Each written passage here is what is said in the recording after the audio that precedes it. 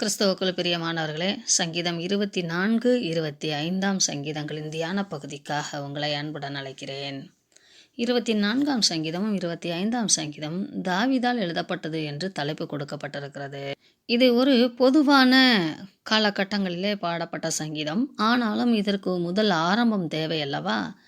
இந்த 24 சங்கீதம் ஆசாரியர்களும் மக்களும் மாறி மாறி பாடக்கூடிய ஒரு சங்கீதம். இதற்கு தலைப்பு என்று சொல்லுவோம் என்றால் மகிமையின் ராஜா என்று சொல்லுவதற்கும், நீங்கள் அதிகமாக சங்கீதங்களின் முதல் வசனம் எப்பொழுதும் அந்த வசனத்துடைய டைட்டிலாக இருக்கும். அதை தொடர்ந்த எக்ஸ்பிளனேஷன் தான் அடுத்த பகுதிகளாக காணப்படும். அதை நீங்கள் ஆழமாக பார்க்கலாம். அவர் இந்த பாடலை பாடும்போதும் சர்வ வல்லமை உள்ள தேவனை முக்கியப்படுத்துவதும் முதன்மைப்படுத்துவதுமாக அமைகிறது. அவர் பூமி அனைத்தின் நிறைவு அவர் என்றும், பூமி அவருடைய காருண்யங்களால் நிறைந்திருக்கிறது என்றும் நாம் புரிந்து கொள்ளலாம். பூமியும் அதன் நிறைவும் உலகமும் அதிலுள்ள குடிகளும் கர்த்தருடையது என்று 2 பதங்கள் பயன்படுத்தப்பட்டிருக்கிறது. பூமி அதன் நிறைவு என்பது பூமியில் காணப்படுகிற உயிருள்ள உயிரற்றவைகளின் அந்த பொருட்களுடைய காரியங்களையும், அதாவது இயற்கையையும், இயற்கையை சார்ந்து வாழுகிற உயிரினங்களையும், உலகமும் அதிலுள்ள குடிகளும் என்பது மனிதர்கள் வாழ்வதற்கான உலகம். பூமி மட்டும் மனிதனுக்கு பத்தாது. பூமி விளைச்சலை தரலாம், காற்று தரலாம். ஆனால் பூமி உயிரோடு இருப்பதற்கு உலகம் தேவை, அண்ட சராசரம் தேவை. அந்த அண்ட சராசரத்தையும் மனிதர்கள் பூமியிலே வாழக்கூடிய அந்த குடிநிலை, வசிக்கும் நிலை, இது எல்லோருமே கர்த்தருடையது. பரலோகத்திலே தேவனுக்கும் லூசிபருக்கும் இடையாக நடந்த அந்த போராட்டத்திலே லூசிபர் தோற்கடிக்கப்பட்டு விழத்தள்ளப்படுகிறான். அவன் பரலோக அந்த மேன்மையிலிருந்து உருண்டு வந்து விழுந்த இடம் பூமி. பரலோக ஜீவராசியாய் இருந்த லூசிபர் பரலோகத்திலே வாழும் தகுதியை இழந்து ஒரு மனிதனைப் போல பூமியிலே வாழ்வதற்கு வந்து விடுகிறான். ஆனால் பூமி அவனுடைய அதிகாரத்துக்கு உட்படவில்லை. தேவன் அவன் விழுந்த பின்பு பூமி தனது சீரமைப்பிலிருந்து மாறுபடுகிறது. அதை நீங்கள் ஆதியாகமம் 1-2 வசனங்களுக்கு இடையான நிகழ்வுகளை நீங்கள் புரிந்து கொள்ளலாம். ஒழுங்கின்மையாக இருக்கிறது. தேவன் அதை வடிவமைக்கிறார், அதற்கு உயிரோட்டம் கொடுக்கிறார். அந்த பூமியிலே மனிதர்கள் வாழ்வதற்கு மனிதர்களை படைக்கிறார். மனிதர்களுக்கு அந்த ஒட்டுமொத்த பூமியை ஆண்டு கொள்ளும் அதிகாரத்தை தருகிறார்.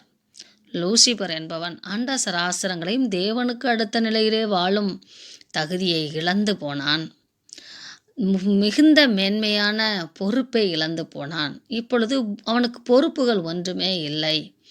அவனுக்கான மரியாதை, ஆளுமைத்தன்மை இல்லை. அவன் திருடன். ஆதலால் அதை திருடி எடுத்துக்கொள்வதற்காக மனித உரிமைகளை திருடி எடுத்துக்கொள்கிறான். ஆதாமையும் ஏவாளையும் ஏமாற்றி தேவன் அவர்கள் கரத்திலே கொடுத்திருந்த அந்த அதிகாரத்தை, பொறுப்பை இழந்து விடுகிறான். இழந்ததை தேவன் மனிதர்களை கொண்டே மீட்டு எடுக்க வேண்டும். அதற்காக இந்த உலகமும் அதில் உள்ள குடிகளையும் மீட்டெடுக்கத்தக்கதாக கிறிஸ்து ஆனவர் பிறக்கிறார். ஆகையால் மனிதனிடத்திலிருந்து பறித்து கொண்ட அதிகாரம் தானே ஒழிய தேவனுக்குத்தான் சகல அதிகாரம் உண்டு. அதை இஸ்ரவேல் ஜனங்களுக்கு தெரியப்படுத்துகிறார் தாவீது. அவரே கடல்களுக்கு மேலாக இந்த பூமியை அஸ்திபாரப்படுத்தினார். நாம் அறிவியலின்படி 3/2 பங்கு நீரால் சூழப்பட்டது தான் இந்த பூமி. ஆனால் 1 பங்கு தான் நிலம் அமிழ்ந்து போகாமல் வைத்திருப்பது என்பது ஆண்டவருடைய ஆளுமை தன்மை. கடலும் நதியும், இன்னும் தண்ணீரின் ஆழங்களும், இன்னும் நிலத்திலே ஆழ் பகுதிகளிலே நீர் ஓடைகள் ஓடுவதும், இவைகளெல்லாம் ஆச்சரியமாக நாம் காண நேரிடுகிறது. தாவீது எருசலேமிலே ஆயத்தமாக்கப்பட்டிருந்த சீயோன் நகரத்திலே உடன்படிக்கை பெட்டியை கொண்டு வந்து வைப்பதற்காக நாம் 1 நாளாகமம் 15ஆம் அதிகாரம் 16ஆம் அதிகாரத்தில் நாம் வாசிக்கிறோம். அப்படி முதலாக தாவீது அந்த கூடாரத்தை எடுத்து கொண்டு வந்து கட்டி, கூடாரத்தை நியமித்து அதிலே தேவனுடைய உடன்படிக்கை பெட்டியை கொண்டு வந்து வைக்க வருகிறான். சுமந்து செல்ல வேண்டும் என்று தேவன் சொல்லி இருக்க, இவர்கள் பெலிஸ்தர்கள் முறையை பின்பற்றி வண்டிலே கொண்டு வரும்போது ஊசா அதை தொட்டு விடுகிறான். அவர்களுக்கு கொடுக்கப்பட்ட நியமங்களை மீறியதினாலும் துணிகரமாய் தேவனுடைய கட்டளைகளை மீறியதினாலும் அங்கே அடையாளமாக ஊசாவை தேவன் கொன்று விடுகிறார். அதன் பின்பு இன்னும் சில நாட்கள் கழித்து அந்த பெட்டியை உடன்படிக்கையை கூடாரத்திலே கொண்டு வந்து வைப்பதற்காக சகல லேவியர்களோடும் ஆலோசனை செய்து கொண்டு வரும்போது பாடப்பட்ட பாடல்தான் இது. இதை நீங்கள் 1 நாளாகமம் 15ஆம் அதிகாரத்திலே காணலாம். தேவனுடைய பெட்டிக்கென்று ஒரு ஸ்தலத்தை ஆயத்தப்படுத்தி அதற்கு ஒரு கூடாரத்தை போட்டான். பிற்பாடு தாவீது, லேவியர் ஒழிய வேறொருவரும் தேவனுடைய பெட்டியை எடுக்கலாகாது, தேவனுடைய பெட்டியை எடுக்கவும் என்றைக்கும் அவருக்கு பணிவிடை செய்யும் அவர்களையே கர்த்தர் தெரிந்து கொண்டார் என்றான். அப்படியே கர்த்தருடைய பெட்டிக்கு தான் ஆயத்தப்படுத்தின அந்த ஸ்தலத்திற்கு அதை கொண்டு வரும்படி தாவீது இஸ்ரவேல் எல்லோரையும் எருசலேமிலே கூடி வரச் செய்தான். ஆரோனின் புத்திரரையும் லேவியராகிய கோகாத் புத்திரரும் பிரபுவாகிய ஊரியலையும் அவன் சகோதரனை 120 பேரையும், மெராரின் புத்திரர் பிரபுவாகிய அசாயாவையும் அவன் சகோதரனாகிய 120 பேரையும், கெர்சோன், எலிசாபாத், எப்ரோன், ஊசியேல் என்று நீங்கள் ஒரு பெரிய லிஸ்ட், பாடகர் குழுவின் லிஸ்டை நீங்கள் காணலாம். தேவனை துதிக்கும் மிகப்பெரிய செட்டப். மியூசிக் வாசிப்பவர்கள் 24 மணி நேரங்களிலும் ஆராதனை நடத்துபவர்கள், காலை மாலை மதியம் என்று ஆராதனை நடத்துபவர்கள், முறையாக பாடப்பட வேண்டியவர்கள் என்று சொல்லி அநேக பாடகர் குழுக்களை ஏற்படுத்தி இருக்கிற சம்பவங்களை நாம் இந்த 15ஆம் அதிகாரத்திலே காண்கிறோம். இப்படி முதலாக எருசலேமிலே தேவனுடைய பெட்டியை கொண்டு வந்து வைக்கும்போது பாடப்படுவதற்காக கம்போஸ் பண்ணப்பட்ட பாட்டு தான் இந்த பாட்டு.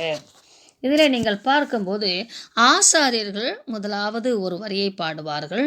பின்னடப்போர், அதாவது மற்ற ஒரு முதன்மை ஆசாரி பாடும்போது பின் நடக்கிற மற்ற ஆசாரியத்துவத்தில் இருக்கக்கூடிய மற்ற பாடகர்கள் பாடுவார்கள். சில இடங்களிலே பொதுமக்கள் அனைவரும் சேர்ந்து பதில் சொல்லுவது போல இந்த சங்கீதம் அமையும். எருசலேம் பட்டணம் மலை மேல் அமைந்திருந்தபடியினாலே இந்த பெலிஸ்தே தேசத்திற்கு அருகாமையில் இருக்கக்கூடிய அந்த இடத்திலிருந்து இங்கே கொண்டு வரும்போது மலை அடிவாரம் வந்தவுடனே இந்த பாடலை பாடுவார்கள். முதலாவதும் அப்படித்தான் பாடினார்கள். யார் கர்த்தருடைய பர்வத்தில் ஏறுவான், யார் அவருடைய பரிசுத்த ஸ்தலத்தில் நிலைத்திருப்பான். கிளைமிங் அண்ட் ஸ்டேயிங், ஏறுவது தங்கி இருப்பது. அநேகர் தேவனிடத்தில் வரலாம், ஆனால் தேவனிடத்தில் தங்கி இருக்க வேண்டும். முதலாவது பரலோக பர்வதத்திலே ஏறுவதே கடினம், ஆனால் பரலோக பர்வதத்திலே ஏறின பின்பு அங்கே தேவ சமூகத்திலே நிலைத்திருக்க வேண்டும் என்ற ஒரு கேள்வியை ஆசாரியன் பாடும்போது மனிதர்கள் எல்லோரும், இந்த இடத்திலே மனிதர்கள் எல்லோரும் கைகளில் சுத்தம் உள்ளவனும் இருதயத்தில் மாசில்லாதவனுமாயிருந்து தன் ஆத்மாவை மாயைக்கு ஒப்புக்கொடாமலும் கபடாய் ஆணையிடாமலும் இருக்கிறவனே என்று சொல்லி பதில் மொழியாக பாடுவார்கள்.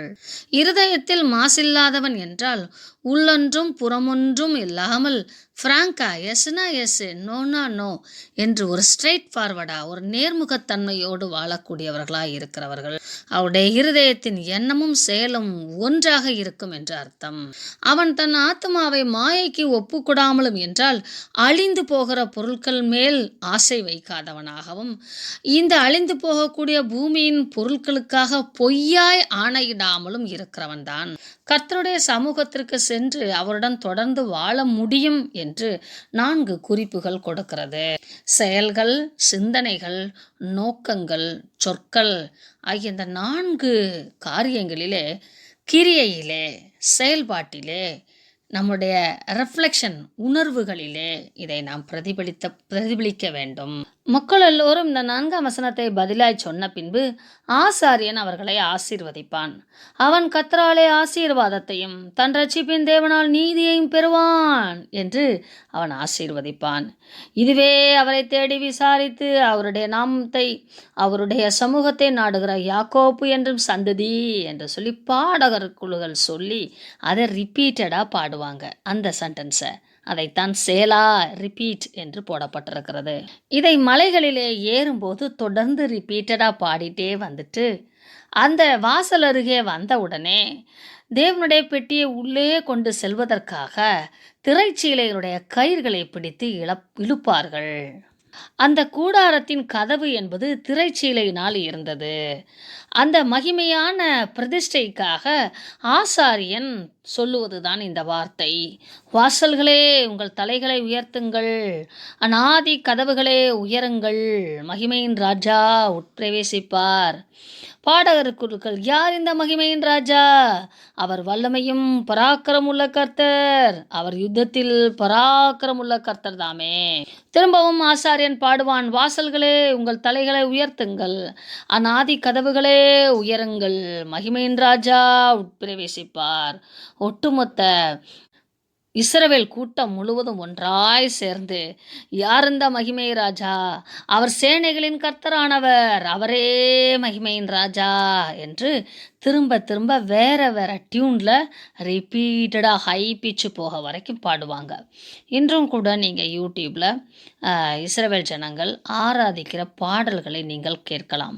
ஓரிரு வரிகள் தான் இருக்கும், ஆனால் அவைகளை பல விதங்களில் ரைஸ் பண்ணி அந்த பிச்சை கூட்டி கூட்டி பாடுவார்கள். அந்த பாடல்களின் அர்த்தத்தை, அதாவது அந்த சத்தங்களை நம்மால் புரிந்து கொள்ள முடியாவிட்டாலும் ஒரு பரஸ்பர உணர்வை அது ஏற்படுத்துகிறது. உங்களால் முடிந்தால் ஓரிரு பாடல்களை அப்படி ரசித்து கேட்டு பாருங்கள்.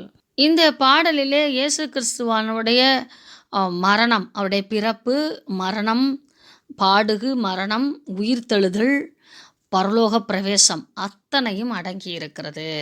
உடன்படிக்கை பெட்டி என்பது தேவனுடைய வார்த்தை. மனிதர்கள் கிறிஸ்துவை சுமந்து இருக்கிறவர்களாக வாழ்கிறவர்களாக காணப்படுகிறோம்.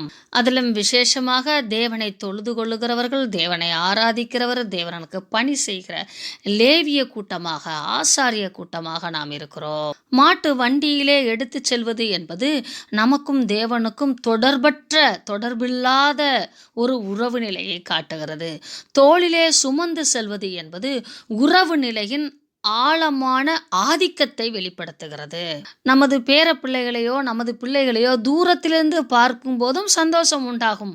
ஆனால் குழந்தை அருகிலே செல்வதும், அதை தொட்டு பார்ப்பதும், நம் மார்போடு அணைத்து கொள்வதும், முத்தம் கொஞ்சுவதும், நமக்கு கரங்கள் வலித்தாலும், நமக்கு உடம்பு வலித்தாலும், நம் தோள் மீது மார்போடு சுமந்து அந்த குழந்தையை இளைப்பார பண்ணுவது எவ்வளவு இனிமையானதோ அந்த அளவுக்கு சுமந்து அலைவது, கிறிஸ்துவை நமது சரீரத்திலே சுமந்து செல்வது, சுமந்து வாழ்வது, அவருடைய பண்புகளை வெளிப்படுத்துவது என்பது அவ்வளவு மென்மையான உறவு.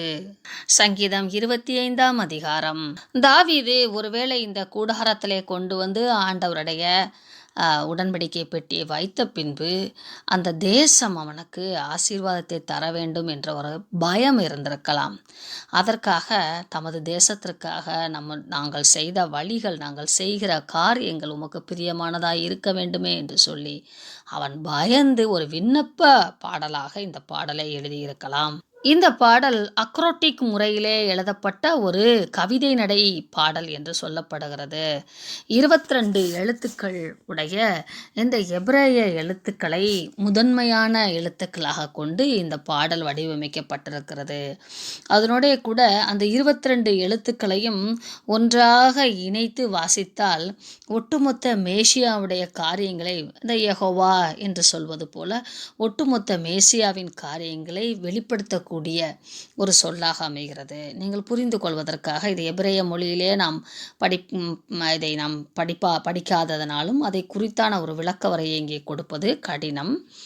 அதே வேளையில் நாம் மதர் என்பதற்கு MOTHER என்பதற்கு ஒரு விளக்க உரை கொடுப்போம் இல்லையா? எம் என்றால் என்ன, ஓ என்றால் என்ன, ஹாப்பி, அந்த மாதிரி இந்த முதல் எழுத்துக்களுக்கு, அந்த முதல் எழுத்துக்கள் எல்லாவற்றையும் ஒன்றாய் சேர்த்தால் ஒரு சொல் வரும். அந்த சொல் தேவனை முழுமையாய் விளக்கப்படுத்துகிற சொல்லாக அமையும். அதைத்தான் அக்ரோட்டிக் கவிதை நடை என்று சொல்லுவார்கள். அதாவது எழுதப்பட்டிருக்க கவிதையிலே செங்குத்தான முதன்மையான எழுத்துக்களையோ அல்லது கடைநிலை எழுத்துக்களையோ எடுத்து அதை ஒன்றாக எழுதினால் அது ஒரு சென்டென்ஸாக அமையும். அந்த வாக்கியம் தேவனின் முழுமையான தன்மையை வெளிப்படுத்தக்கூடியதாக இருக்கும். ஆதலால் இந்த பாடல் மிக நுணுக்கமாக எழுதப்பட்ட பாடல் என்று சொல்லப்படுகிறது. அவன் அந்த பெட்டியை கொண்டு வந்து வைத்த பின்பு ஒரு பயம் அவனுக்குள்ளாக இருந்ததினாலே, உம்மிடத்தில் என் ஆத்மாவை உயர்த்துகிறேன், நான் உம்மை நம்பியிருக்கிறேன், நான் வெட்கப்பட்டு போகாதபடி செய்யும், சத்துருக்கள் என்னை மேற்கொண்டு மகிழ விடாதையும், உம்மை நோக்கி காத்திருக்கிற ஒவ்வொருவரும் வெட்கப்பட்டு போகாதபடிக்கு நீர் பாதுகாப்பீர், முகாந்திரமில்லாமல் துரோகம் பண்ணுகிறவர்களே வெட்கப்பட்டு போவார்களாக.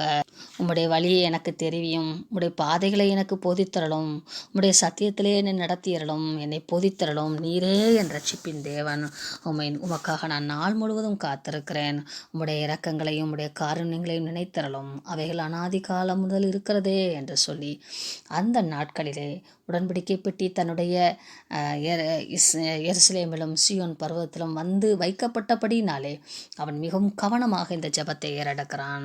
என் இளம் வயதின் பாவங்களையும் நீ மீறுதல்களையும் நினையாதரும், கர்த்தாவே உம்முடைய தயவின் நிமித்தம் உமது கிருபையின்படி என்னை நினைத்தரலும், கர்த்தர் நல்லவராமே உத்தமராமே, பாவிகளுக்கு உம்முடைய வழியை தெரியப்படுத்துகிறாராமே. தாவீதிடத்திலே ஆண்டவர் பேசினார் அல்லவா, மேசியாவின் வருகையை குறித்து பலமுறை பேசியிருக்கிறார் அல்லவா. சாந்த குணமுள்ளவர்களை நியாயத்திலே நடத்தி சாந்த குணமுள்ளவர்களை தமது வழியிலே போதிக்கிறார். சாந்த குணம்னோடனே அமைதியாக இருக்கிறவங்கள நம்ம சாந்த குணம் நினச்சிருப்போம். ஆனால் அவங்க எண்ணங்களில் ரொம்ப குறுக்கடாக இருப்பாங்க, செயல்படுறதுல ரொம்ப குறுக்கடாக இருப்பாங்க, கன்னிங்காக இருப்பாங்க. அது கிடையாது. எண்ணத்திலே அமைதியானவங்க, செயல்படுவதிலே அமைதியானவங்க. சாந்த குணமாக இருக்கிறவங்க அடுத்தவங்களை வழி நடத்தும்போது ரொம்ப அஜிடேட்டடாக வழி நடத்துவாங்க, ஹாஷாக இருப்பாங்க, ஆனால் அமைதியாக இருப்பாங்க. அவங்க சாந்த குணம் இல்லை. அவங்க எண்ணத்தில் சாந்த குணம் உள்ளவங்க. பிறரிடத்துல டீல் பண்ணும்போது சாந்த குணமாக டீல் பண்ணுவாங்க. அந்த அமைதி நிலையை சொல்லப்பட்டிருக்கிறது. வாய் பேசாமல் அமைதியாக இருக்கிறவங்கள இல்லை. இதை நாம் நிதானிக்க தவறி விடுகிறோம். வாய் பேசாமல் அமைதியாக இருந்தால் அவங்கள புகழ்ந்துடுறோம். ஆனால் அவங்க செய்ய வேண்டிய எல்லா கொடூர வேலைகளையும் அடுத்தவங்க மூலமா செய்ய வச்சுட்டு அவங்க வாழ்ந்துட்டு போயிட்டே இருப்பாங்க.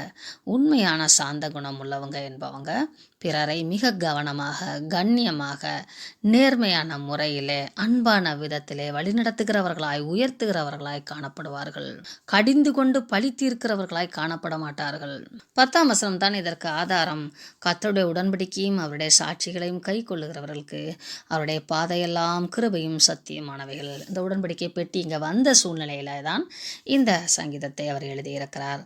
கர்த்தாவே, என் அக்கிரமம் பெரியது, உம்முடைய நாமத்தின் நிமித்தம் அதை மன்னித்தரலும், நான் மறந்து விட்டேன், உமக்கு கொடுக்க வேண்டிய மரியாதையை நான் செலுத்த தவறிவிட்டேன், என்னை மன்னித்தரலும். கர்த்தருக்கு பயப்படுற மனுஷன் எவனோ அவனுக்கு தாம் தெரிந்து கொள்ளும் வழியை போதிப்பார். அப்போ இந்த பெட்டியை எப்படி கொண்டுட்டு வரணும்னு சொல்லி ஆண்டவர் அவனுக்கு போதித்தாராம். கர்த்தருடைய ரகசியம் அவருக்கு பயந்தவரிடத்தில் இருக்கிறதாம். அவர்களுக்கு தம்முடைய உடன்படிக்கையை தெரியப்படுத்துவாராம். கர்த்தரை நாம் அண்டிக் கொள்ளும் போது அவருடைய கண்ணை நம் மேல் வைத்து நமக்கு ஆலோசனை சொல்லுவாராம். கால்கள் வலைகளிலே சிக்கிக்கொள்ளாதபடிக்கு பாதுகாப்பாராம். அவன் மனதிலே மிக பயம் இருந்தபடினாலே 16 இருந்து அவர் ஜெபிக்கிறதை பார்க்கிறோம். எனக்கு இறங்கும், நான் சிறுமிப்பட்டவன், நான் தனித்தவன், என்னுடைய இருதயம் பயந்து இருக்கிறது, என்னுடைய துன்பங்கள் எல்லாம் பெருகி இருக்கிறது, என் பாவத்தை மன்னித்து விடும், என் கூடவே இருந்து எனக்கு சத்துருக்களாயிருந்து என்னை பகைக்கிறவர்கள் அநேகர், என் ஆத்துமாவை காப்பாற்றி என்னை விடுவித்தரலும், மீண்டுமாக என்னை நான் வெட்கப்பட்டு போகாதபடிக்கு செய்யும் என்று சொல்லி 20ஆம் வசனத்தில் 2ஆம் வசனத்திலும் அவன் பிறர் மனிதர்களுக்கு மத்தியிலே எதிரிகளுக்கு மத்தியிலே நான் வெட்கப்பட்டு போவேனோ என்ற அந்த பயத்தை தேவனிடத்தில் வைக்கிறான். உம்மை போல உத்தமமும் உம்மை போல நேர்மையும் எனக்கு தாரும், அவைகள் என்னை காக்கட்டும். தேவனே, இந்த தேசத்தையும் தேச மக்களையும் இக்கட்டுகளுக்கு விலக்கி மீட்டு பாதுகாத்து விடும் என்று சொல்லி தாவீது ஜெபித்து அந்த நாட்களை தேவ பயபக்தியோடு கழித்தான். தேவ சமூகத்திலே, தேவாலயங்களிலே, தேவனுடைய சமூகத்திலே ஜெபத்திற்காக, துதிக்காக, வேத வாசிப்புக்காக நாம் கடந்து வரும்போது ஒரு பயபக்தியாக, அமைதியான, நல்ல எண்ணமுடைய, சாந்தமுள்ள குணத்தோடு தேவ சமூகத்திலே வருவது நல்லது. தேவன் தாமே அப்படிப்பட்ட பயபக்தி உள்ள வாழ்க்கையை நமக்கு தந்து நம்மளை ஆசீர்வதிப்பாராக. ஆமென்.